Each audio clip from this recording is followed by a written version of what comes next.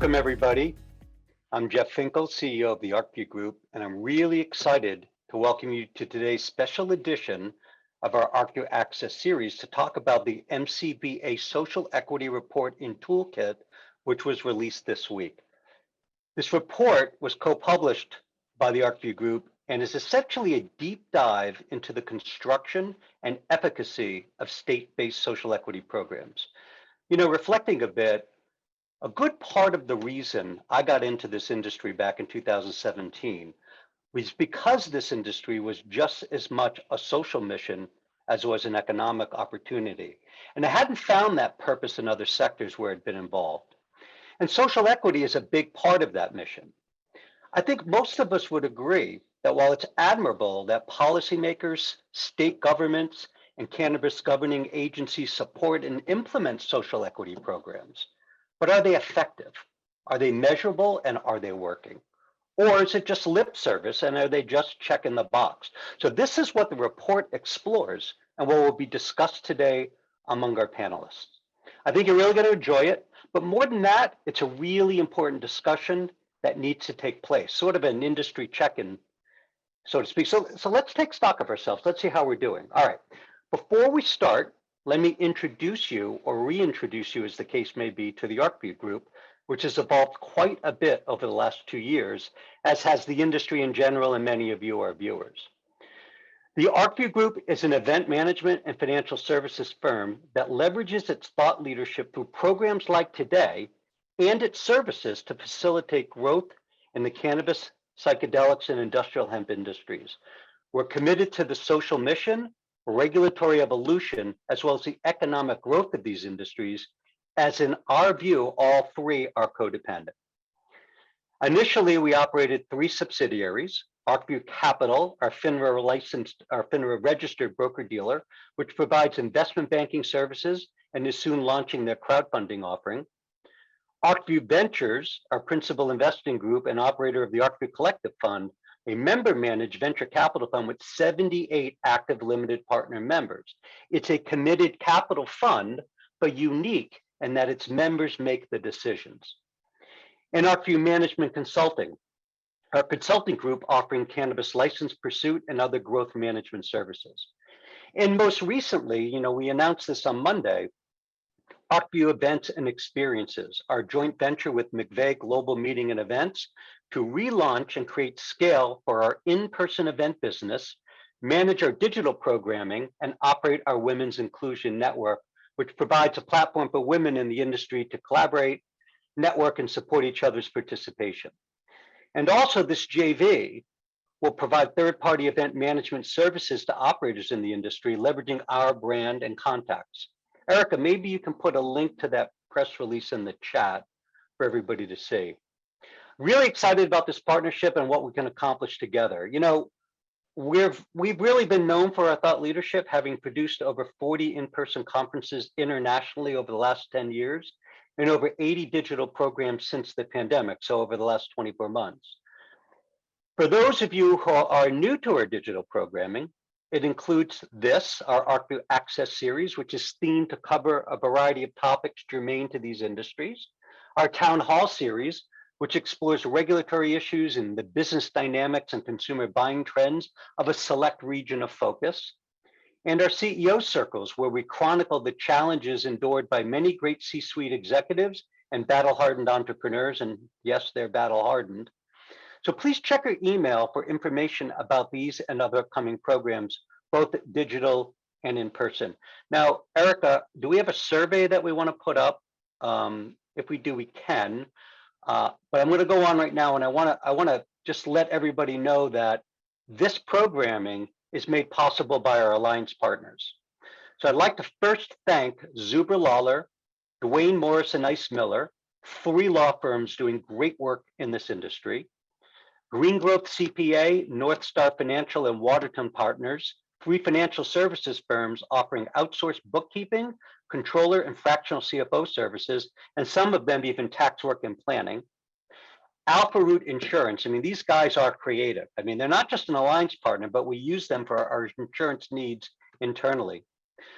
Growflow, a leading provider of seed-to-sale software for the cannabis industry that was recently agreed to be acquired by Dama Financial. Congrats to Sean and the Growflow team. You guys have worked really hard and deserve it. Work, the original workforce management software serving the cannabis industry. And Transact First, a provider of payment processing solutions and POS software. All right, let's move on with the program. Let's learn about this together. And so with that, let me hand it over to our moderator, David Abernathy, one of the managing principals of Arcview Consulting, the actual co-publisher of this report. Take it away, David. Thanks, Jeff. It's really exciting to be here today to talk about this topic. I got into the cannabis industry in 2009, and there was no data about almost anything. Ask a question involving data in the cannabis industry, and the answer was, we don't know yet. Over the years, companies have come in and started to fill those gaps in data. And through Arcview market research, we have worked with most of the large data companies in the space, looking at everything from point of sale data to distribution data, consumer survey data. There's really a wealth of good data in the space. But one question that has come up for years and years and years has been around the issue of data about social equity. And there's been a gigantic gap there, and not just a gap, but also no clear sort of monetizable business case for somebody to undertake the enormous task of compiling all of this data and putting it together, which is why organizations like MCBA are so important, because they do work that private businesses don't. It's rare for me to see a data set that kind of knocks my socks off these days. I'm a little bit jaded after having seen huge numbers of both good and bad data sets in the cannabis industry. When I saw the first draft of the matrix compiling all of the information about these state and municipal social equity programs, I was blown away. And I'm really happy that my position on the MCBA board and my position at Arcview could both come together to help bring this out to a big public audience. So with that, I'd like to introduce our first set of panelists. We're joined today by Amber Littlejohn, Executive Director of MCBA, Cedric Haynes, Associate Vice President of Government Relations at Weedmaps, and Eliana Green, Director of Community Engagement at the Hood Incubator, and also Senior Policy Advisor with MCBA. Welcome. Hello. So exciting to be here. Wow, long time coming, it feels like. So Cedric, maybe we can start off by just briefly talking about what social equity is and why it's important. Yep, for sure. First, sincere thanks for having me. Sincere thanks to MCBA for this work and Arcview for this incredible work. It is truly an honor, and it is truly necessary, David, as you just said, and as Jeff stated in the opening remarks. But I think that to look at this report, you would know that it does an amazing job of detailing what social equity is broadly, and as defined by MCBA, right? So the report itself states that equity is the quality of being fair and being impartial. And I was reading recently a document related to the pandemic that used a citation that I've often seen before, but it takes this concept and fleshes it out a little bit and takes it a step further. And I'm going to read it because I know I will mess it up otherwise.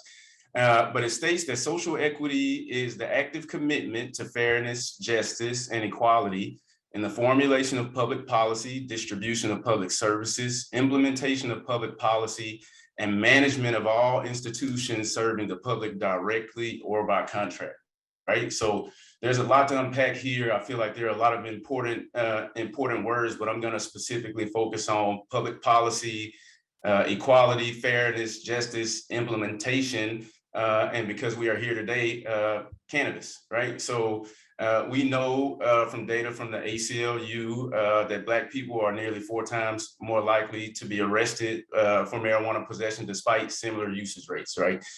We know from data that diverse ownership within legal cannabis marketplaces to date continues to be extremely low, around 2 to 3% for Black people and less than 6% for other respective minorities.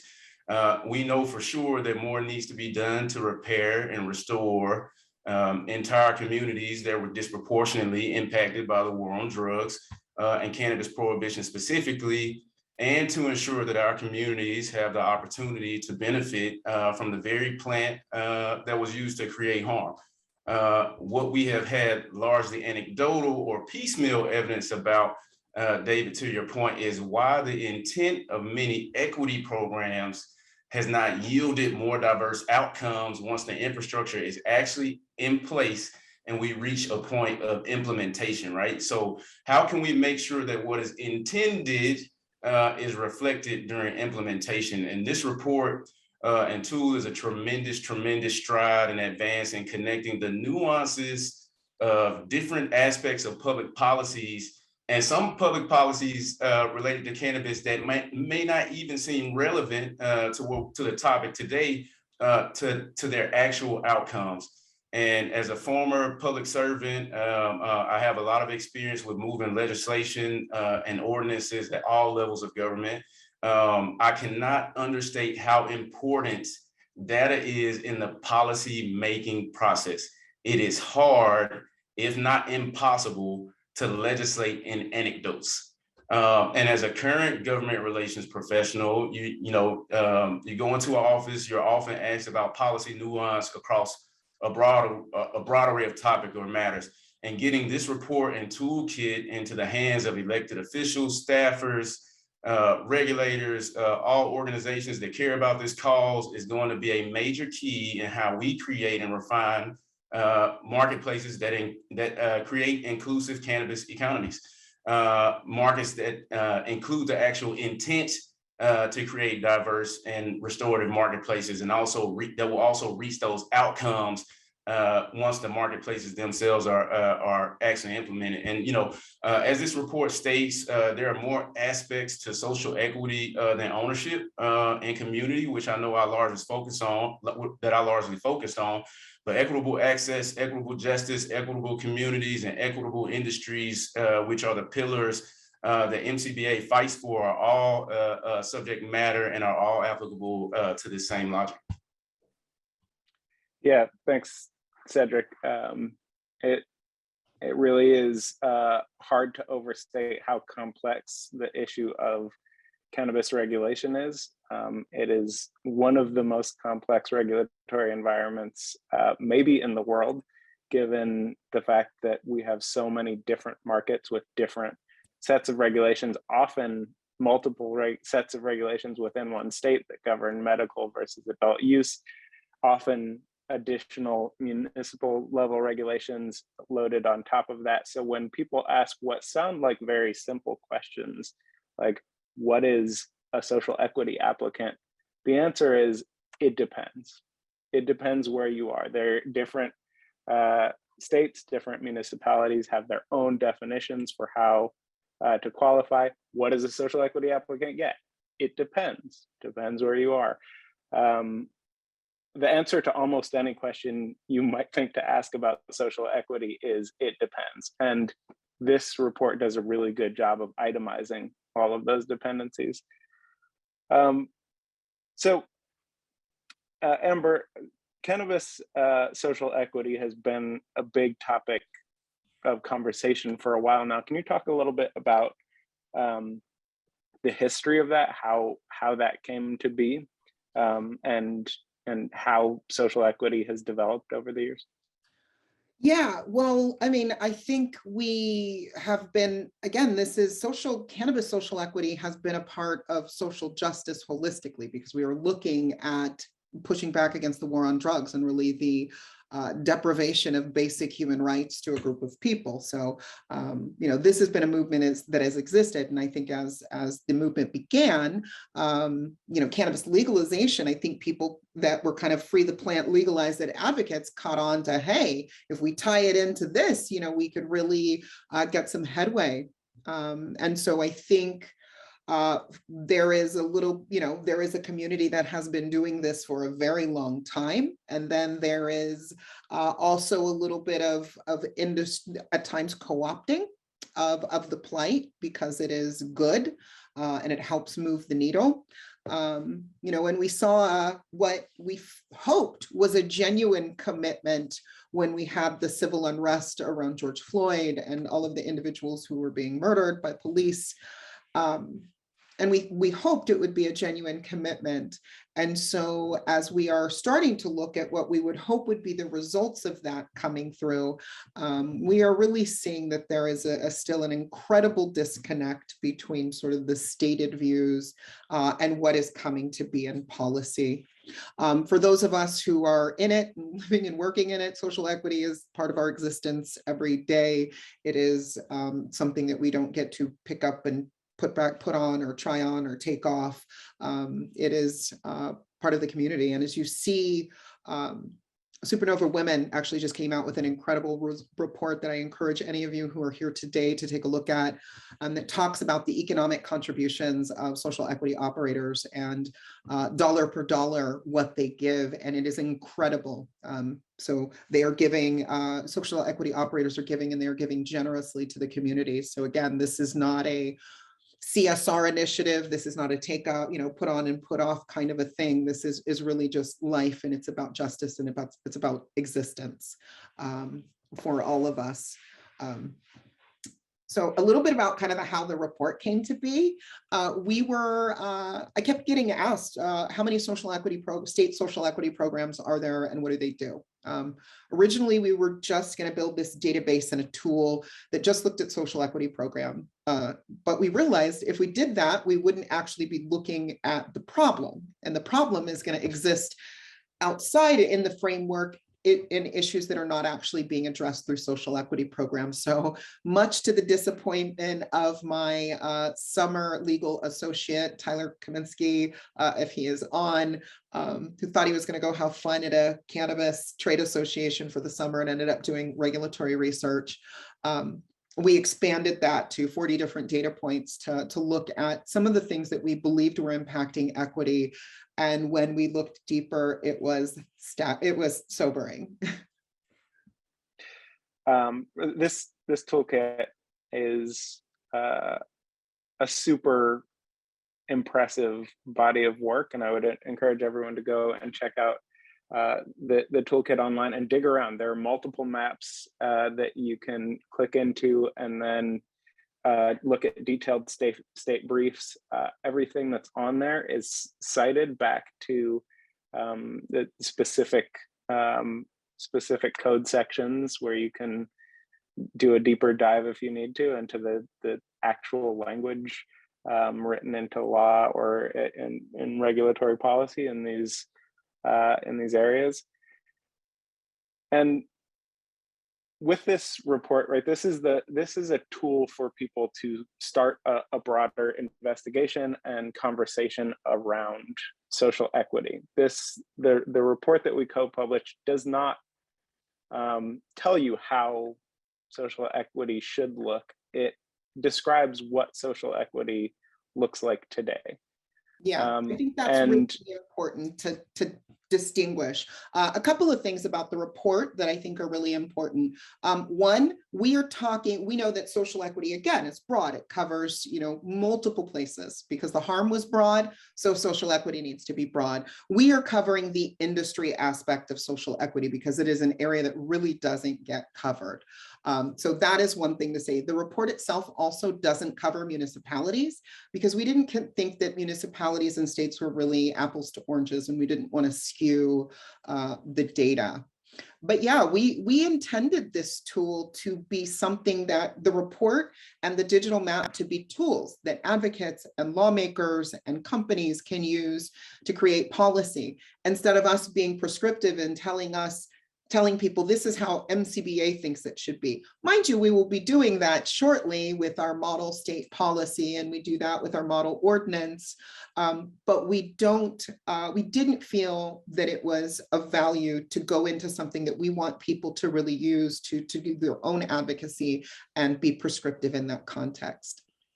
And yeah, to clarify, the report doesn't talk about the municipalities, but the tool definitely does. So if you need information about the social equity policies at a municipal level, go check out that tool. You can even download the complete data set in a really giant and impressive Excel matrix if you need to use it for some more in-depth research and analysis. With that, Amber and Eliana, maybe the two of you can talk about some of the findings that came out of this work, some of the observations that came up looking at all of this information. Yes, the fun part. Okay, so first of all, it seems so basic, but when we saw it in the numbers, it was stunning. So first of all, there are only 15 social equity programs in the country. So now I think we published the report at 36, we're now at 37. So we have 15 social equity programs, and the two medical programs, they're just eking in on the barely meeting the criteria. And so there isn't a lot. And then on top of that, when you think about what does a social equity program do, a state social equity program? Well, first of all, we would think that it gives licensing priority to people, and either priority or set-asides or some sort of advantage to ensure that the people who have been most impacted by prohibition actually are included. But less than half of the state social equity programs actually do that. There are only 7 programs that do that. Another cornerstone of what we think social equity means is funding.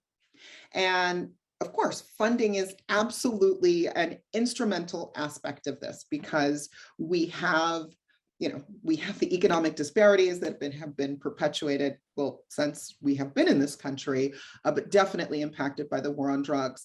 And yet only 6 programs provide direct funding to social equity applicants and licensees. What's really important about that 6 is that all of the 6 are either dependent on adult use tax revenues, or the funding comes after the inception of the adult use market, meaning that licenses have already been issued for the adult use market before funding ever comes to the social equity programs. Why is that important? Because if we want to actually be able to be competitive and cover the cost, these extraordinary licensing and setup costs, we actually need that money at the start, because we've seen around the country what happens when that is not available. People are turning to far less than scrupulous lenders and partners to make that happen. Kind of the last pillar of, one of the other big pillars of equity that we see is technical assistance, because we know that there is this giant gap in access to kind of technical expertise, both for cost and just network. And again, less than half of the states provide that, 7, and the vast majority of them provide that after. Again, that is dependent on adult use revenues. So again, we have an idea of what is helpful. We want to give money, but if you were giving it after the point at which it's needed, how truly impactful is that? And to highlight a couple of those points, so in our consulting practice, we work with businesses of all sizes and at all stages, and the question of funding comes up a lot. And Arcview is in a really interesting position because of our background as an investment company. But the question of how to fund a really early stage cannabis business, a startup cannabis business, is a really hard one. And the fact is that you can't go and get a bank loan because banks can't service the cannabis industry.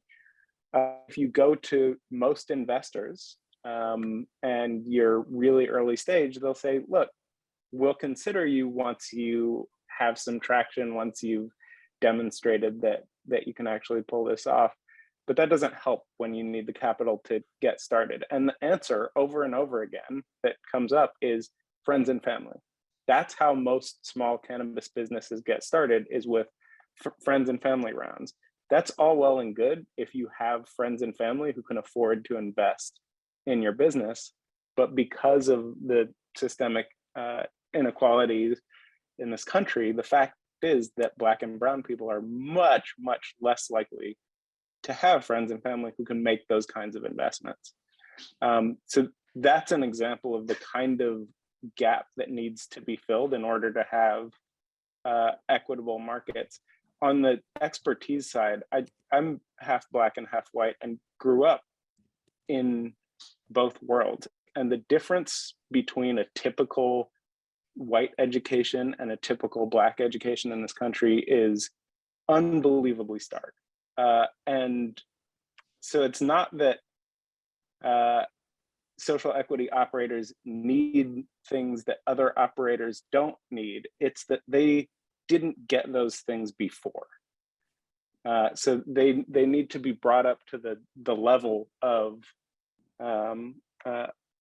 that a lot of people in this country take for granted.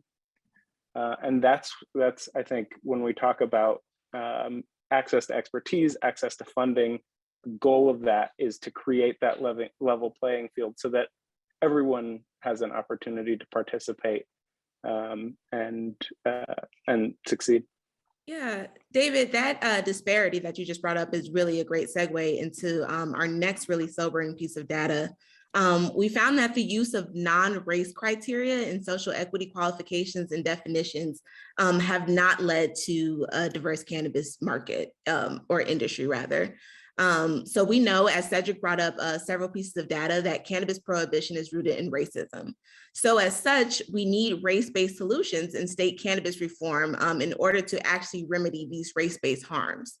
So in 15 of these social equity programs, only 3 even use race at all in any types of consideration for your eligibility for the social equity program, and that's New York, New Jersey, and Massachusetts.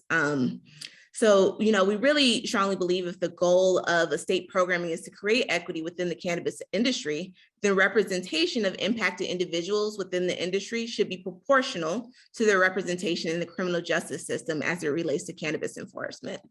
So in our second finding within the report, we really spell out for advocates how to proceed with creating race-conscious programs that are constitutionally compliant and that are in line with the requirements of the Equal Protection Clause. So this can really be used as a great resource for advocates and policymakers who are like, how do I get around the constitutional issues that I'm going to be challenged with?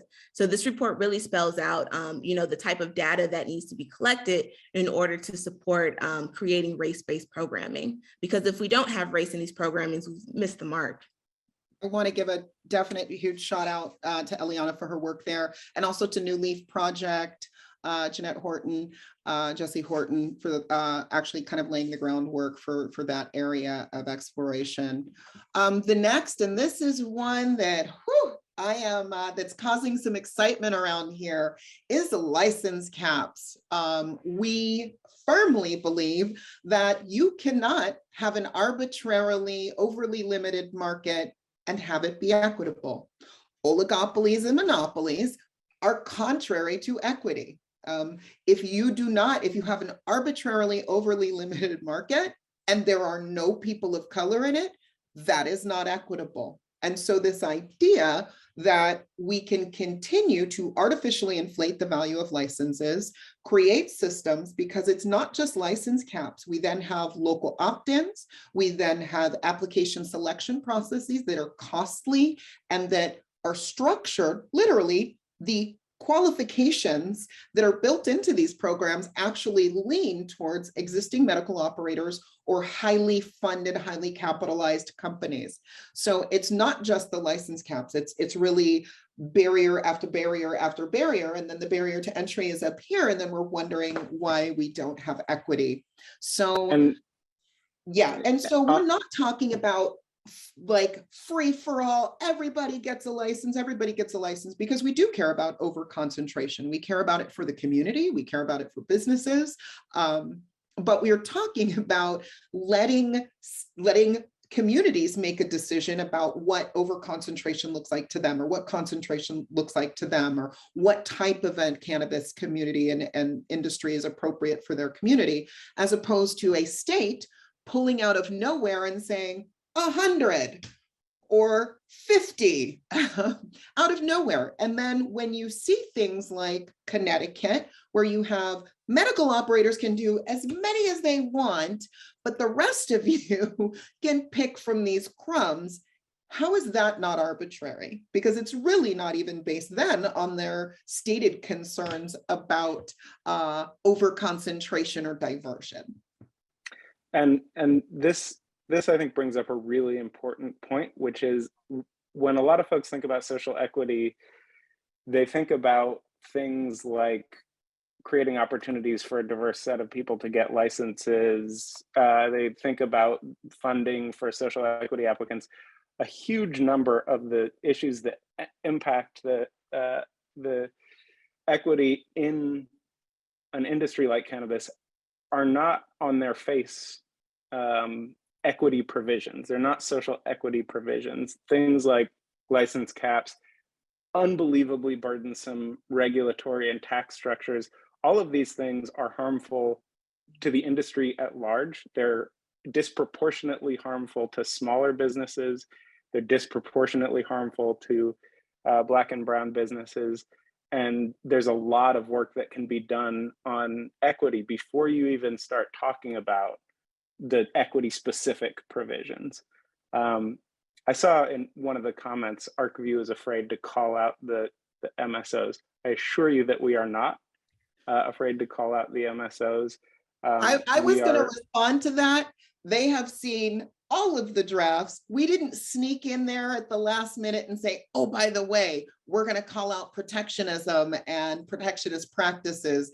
They have known this. They have seen it coming. It was in the variant that was really one of our initial findings. So I think that is incredibly unfair to say about that particular thing is really incredibly unfair to say, because they saw this, they knew what it was, and they have been excited and behind getting this information out. So, and frankly, Arcview has been fighting for open and equitable cannabis markets since its inception in 2010.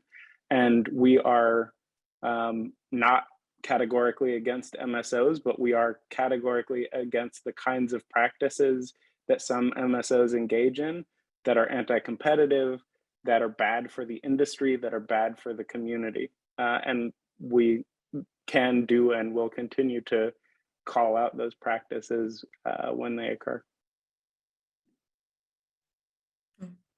Another huge barrier that we noticed when we were collecting the data was the requirements for folks to secure a premise or a location to operate their business before being issued a conditional license was a huge barrier.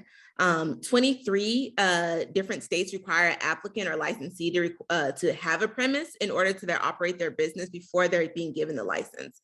And so the issue with that, and we saw really well in places like Los Angeles, where that you're required to secure a premise during the application period, but then that takes years before you're granted the actual license. So now you've been paying, rent on a space that you're not making any money on, and that's creating a barrier for you to actually get within the industry. And so we saw that that practice was even more prevalent among social equity programs. So 7 of the 13 adult use and 1 of the 2 medical social equity programs require that you actually have a premise before they give you a license. That's really interesting. Sorry, David, not to cut you off, but when you take that in the context of there are programs that actually require you, or one of the requirements to qualify as a social equity applicant is for you to fall under a certain economic status. Imagine telling somebody in a densely populated area or somewhere the price of real estate is absolutely insane that, hey, you're going to be able to take advantage of this opportunity, but you're going to have to hold this thing that's super expensive. And I think what you end up seeing from that is not only do these individuals who qualify or try and enter the process doing whatever it takes to hold on to these properties, but it influences, the other thing that we always hear about, which is predatory deal making or predatory contracts. Because if you acknowledge that I had to fall under a certain economic status to even be able to get in, or as one of the qualifying factors for me to get into this program, and then you tell me I have to potentially spend tens of thousands of dollars a month to even be eligible, and not even a guarantee of getting a license, then sometimes we're leaving these communities worse off than they were before they ever try to take advantage of these opportunities in the first place. Yeah, and this is something that we see all the time, where this chicken and egg problem comes up, and there's a process that's put in place that can take months or years to grant licenses to people, and the expectation is that they have secured a property that can generate no income for all of that time. It's incredibly challenging. It's a really big problem, and to Cedric's point, it does result in predatory landlords creating deals that are that may be the only way that some operators have to get started, but end up being just awful deals in the long run if the business does actually successfully get off the ground. I have to throw this out there really quick. Both of the kind of main Democratic comprehensive legalization proposals currently as written would create a federal premises requirement. So a federal premises requirement, and even actually a little bit more burdensome, because the agency that would regulate cannabis would need to determine before they gave you a permit to operate that your premises were sufficient to protect the revenue, as they say. So it wouldn't just be getting premises and showing that you have a right to it. It would be really showing that you have the ability to protect their money because they want their money. So definitely encourage you to engage in discourse with your federal policymakers and make sure that they're being thoughtful about how little details that, again, if you're not thinking about the things that we deal with as an industry, as a minority industry, then those little kind of things, they're not going to catch. So yeah, definitely. And that's how you turn a social equity bill into a bill that promotes inequity. And it's a little ironic from my perspective that one of the recent Republican proposals, which doesn't touch on any of the quote social equity provisions that exist in some of the Democratic proposals, in many ways might end up creating a more equitable industry, just because it doesn't add these really onerous layers of burdensome federal regulatory policy on top of the already burdensome state and municipal regulatory policy that exists today. Yeah, and that's a great segue at some of the other, barriers we saw mirror in some of the federal pieces of law, such as, exclusions on having certain felony convictions. As a reentry attorney, this piece of data was particularly discouraging. But bans on ownership for individuals with past cannabis convictions remain prevalent in state legal cannabis programs. So 34 of the 36 medical cannabis programs prevent people with felonies from participating, and only 4 of them have exemptions for people specifically with cannabis convictions.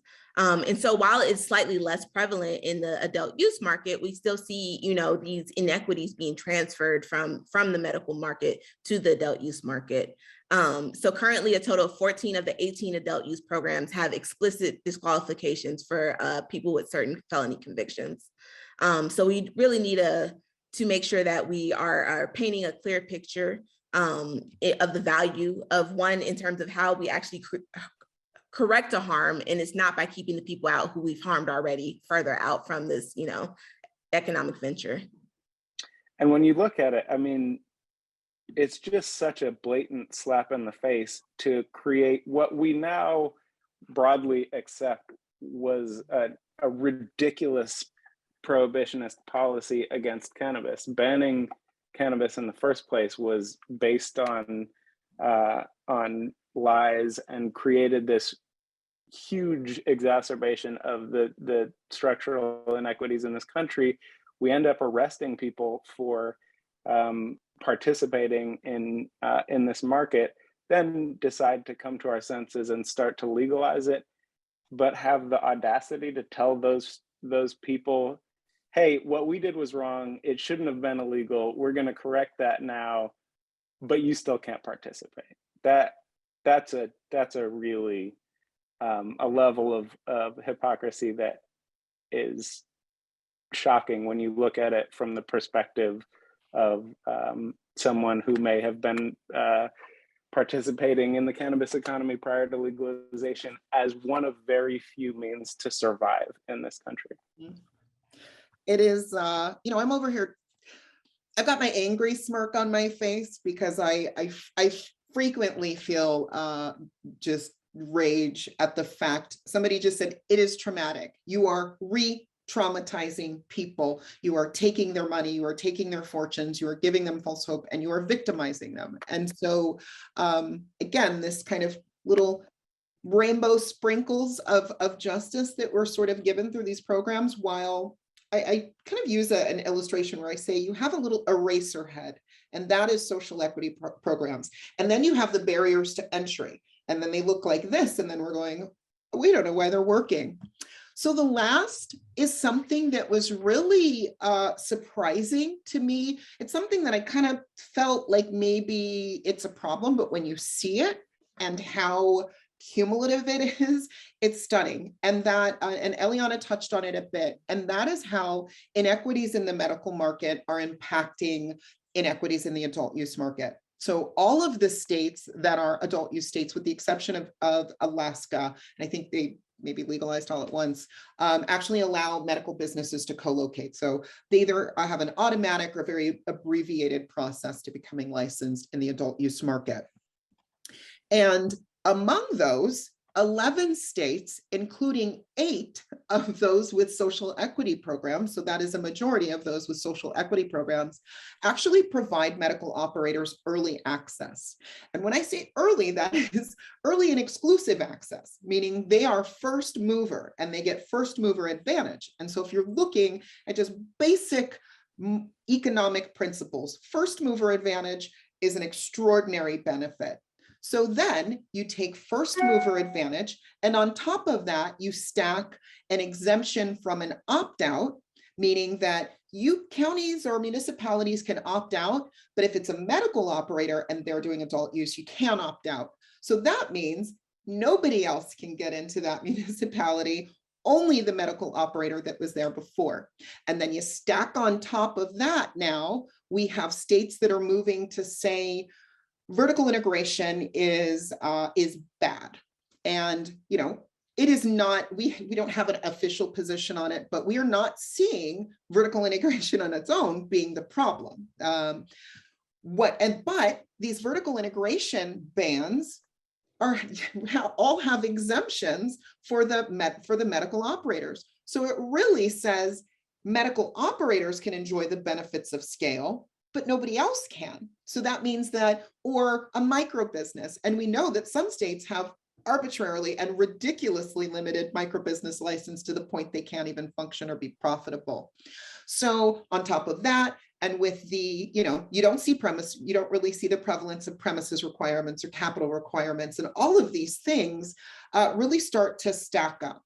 And so you have places like Virginia right now, where we are going back and forth and battling to see that a state built on slave labor, and then it has egregious treatment of folks when it comes to the enforcement of cannabis laws, is now looking at handing the license over to 3 operators. And so these are things, and it's not just the early market advantage, because they say it's a year. Anybody from Illinois? How fast has that gone? So it was supposed to be a year, and here we are 3 years later, and still aren't there. And so we need to revisit. We are not saying don't co-locate, because we do want to protect access to medical cannabis. What we are saying is we need to seriously revisit how these inequities are carrying over into the adult use market. I want to make sure we have ample time to talk about the future. So I want to. Yeah, and with that, why don't we bring on our other panelists? We are very fortunate to be joined by Khurshid Khoja, who is CEO and founder of Greenbridge Corporate Counsel. He is NCIA Board Chair Emeritus. He's a former MCBA board member and Policy Committee co-chair, also winner of an Arcview Outstanding Member Award. So thanks for being with us, Khurshid. And James Jackson, who's a Senior Director of Social Equity at Parallel. Let's talk about where we go from here, right? We have these ideas, like philosophical ideals of what we think an equitable cannabis industry should look like. How do we get there? We've seen over and over, whether we're talking about social equity or any cannabis provisions, sort of the difficulty of translating an intention into policy that actually results in that thing coming to pass. Yeah. Well, I think there's things that need to happen at the federal level, and then there are things that need to happen at the state level as well. And one of the things that MCBA has been working on, we published a model state policy in 2017, and which we are currently updating and revising now. And we are modeling it as a uniform law on licensing and regulation of adult use. We're calling it the Cannabis Flower Act, the Fair Licensing and Adult Use Regulation Act. And what we're doing at that level basically is taking, the policy already incorporated some of what we see in the report today, but there are additional findings now, findings that we are incorporating into the language and turning into uniform statutory language that we want to see. We want to hand to advocates in all the remaining states to say, hey, here's a tool that you can use to implement an equitable licensing system if you don't already have adult use. And for those advocates that are in states that have already passed, this is a tool that they can look at to reform some of their laws. So some of the gaps that Amber and Eliana mentioned, licensing priority being absent from the majority of programs, timely funding not really being there in some cases at all, and then technical assistance as well as felony disqualification. Those are all things that we were already had in the Flower Act. What we have done since the report has come out, we've been able to fine-tune a lot of those provisions, right? And so one of the things that we've done, for example, is create a conditional license for social equity applicants who may not have a real estate in hand, right? We talked about that being a major obstacle to folks being able to participate. And that requirement is not something that we have. In fact, we have a conditional license that actually will allow you to get that license without even having the premise in place yet. You have a year to get it, right? So there are improvements like that that are throughout the Flower Act that implement a lot of what we're talking about. So I'll pause there in case Amber or James have anything to add there. Yeah, absolutely. So I mean, I'll just jump in really quickly, and one, very fortunate to be here. Thank you for everybody for having me. I think the biggest thing is just creating a system that's more aligned with the ideals and core of what social equity is, right? In an implementable way, and regulatory structure, right? I think for me, the glaring miss from the start is essentially a framework of a system that hasn't identified correctly who they're actually looking to benefit, right? Who they're actually aimed to help in this process, right? I think the biggest thing is it needs to be called out that, listen, everybody knows Black and brown communities have been harmed the most by the prohibition on cannabis.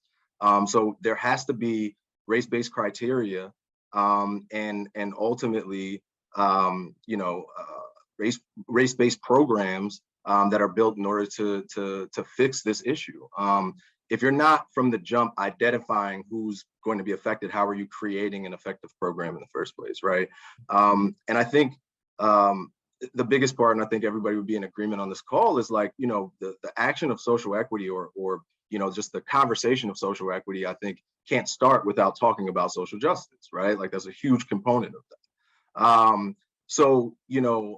I think, there also has to be, for me, like real, a real component and not just commitment, but as part of a regulatory framework or legislation, a way for these companies to get funding. I think everybody has pointed out, specifically in the 7 points that have been laid out today, all of these things from top to bottom, this system has to be restructured, reworked in order to really help the communities that it's been aimed to help, right?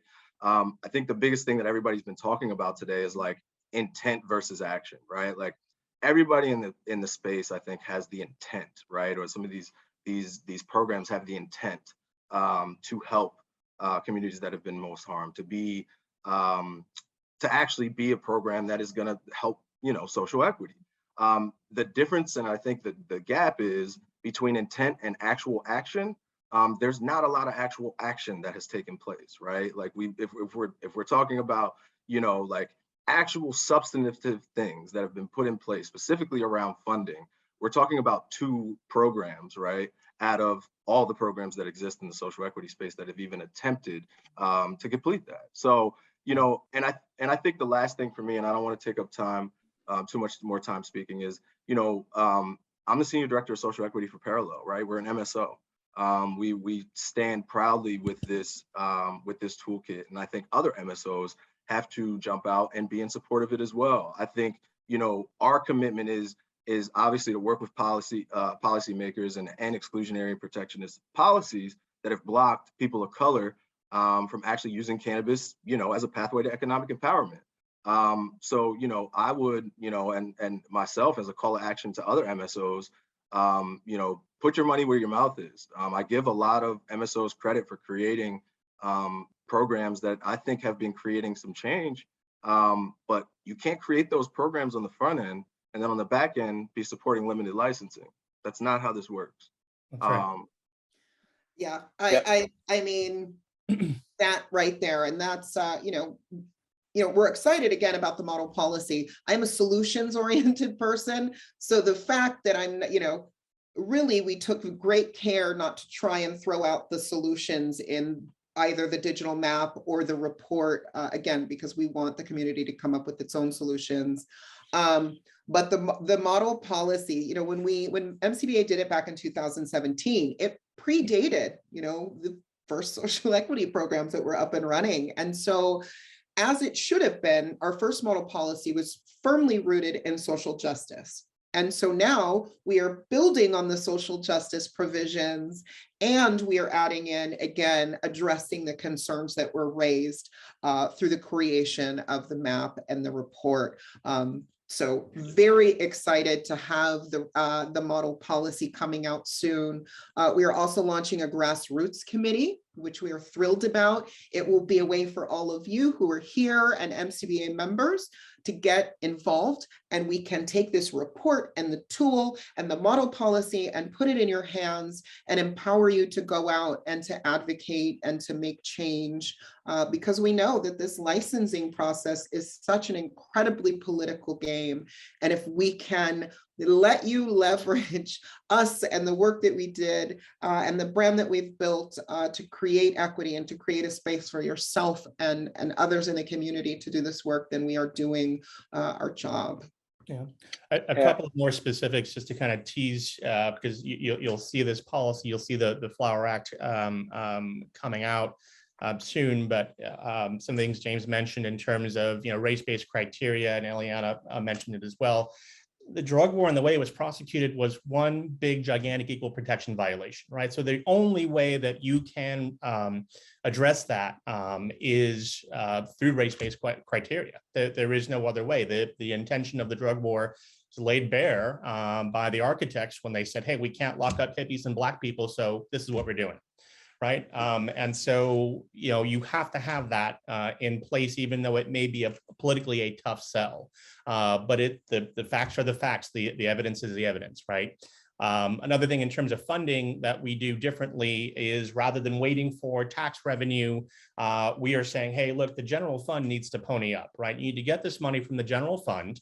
You can get reimbursements from taxes later on. But for now, the money needs to be there now, because as Amber and Eliana said, we need that funding now to get through applications, to get through initial licensing, initial operations.